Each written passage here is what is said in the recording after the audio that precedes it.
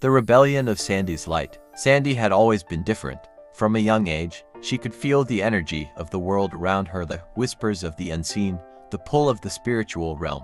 But her gifts came with a price. She was born into a bloodline steeped in darkness, a lineage of non-believers who thrived on power, control, and violence. For years, Sandy had been the black sheep, the one who refused to conform. She had awakened something within herself, a rebellion against the very essence of her ancestry, the dark night of the soul. Sandy's awakening hadn't been easy. There had been a time when she was entangled with a group of people who seemed to drain her energy at every turn. They were manipulative, cunning, and deeply rooted in a low-level cult that worshipped power and control. Sandy had almost lost herself in that world. The spiritual attacks were relentless, and the darkness threatened to consume her. But she fought her way out, reclaiming her light and severing ties with those who sought to keep her bound. Yet, even after she left, one person couldn't let her go. Marcus, the ringleader of the group, had made it his mission to destroy her. He had sold his soul to a conjurer, making a deal to use people under the influence of the Matrix, those easily manipulated to block Sandy at every turn. No matter where she went, Marcus's connections would send people to harass her, to drain her energy, and to keep her from thriving. His vendetta against her was personal. He couldn't stand that she had escaped his control. The ancestral stirring. Sandy began to notice strange things happening. Sleepless nights plagued her, and she felt a deep, unsettling stirring in her spirit. It wasn't just Marcus who was after her, it was his entire bloodline.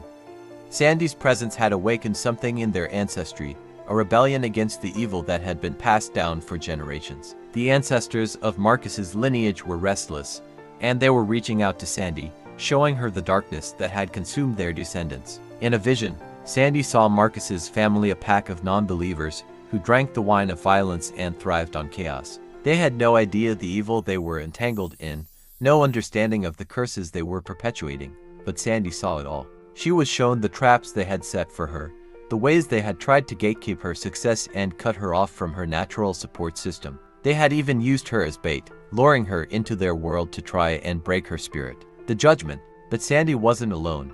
The Most High had a plan. In a prophetic dream, Sandy was told, "I will make myself known to them." The same bloodline that had tried to destroy her was now being brought to judgment. Marcus and his allies were about to face the consequences of their actions. The ancestors who had been silenced by their descendants' evil were rising up, and the fear of God was about to strike Marcus's inner circle. Sandy began to see signs of this unfolding.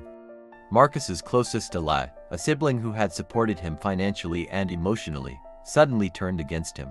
This person, who had once believed every lie Marcus told about Sandy, confessed, "I believe in God." The fear that gripped them was palpable, and they realized the harm they had caused, not just to Sandy, but to themselves and their own lineage. They had enabled Marcus's vendetta, and now they were witnessing the fallout. The fall. Marcus's empire began to crumble.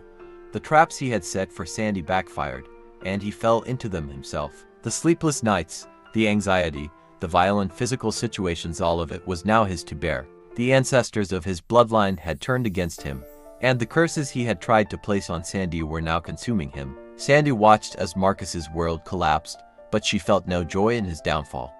She knew this wasn't just about her, it was about justice for an entire lineage that had been steeped in darkness. The message. Sandy's journey was a difficult one, but it was also a testament to the power of light over darkness. She had been used as bait to bring a specific bloodline to judgment, to coax them out of the shadows and into the light. The Most High had made himself known to them, and the fear of God had shaken them to their core.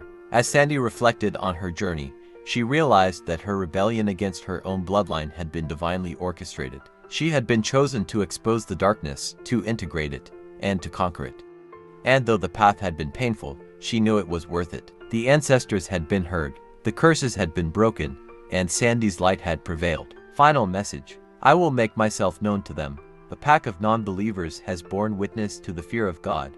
The rebellion of Sandy's light has brought justice to a bloodline steeped in darkness, and her journey is a reminder that no matter how deep the shadows, the light will always prevail.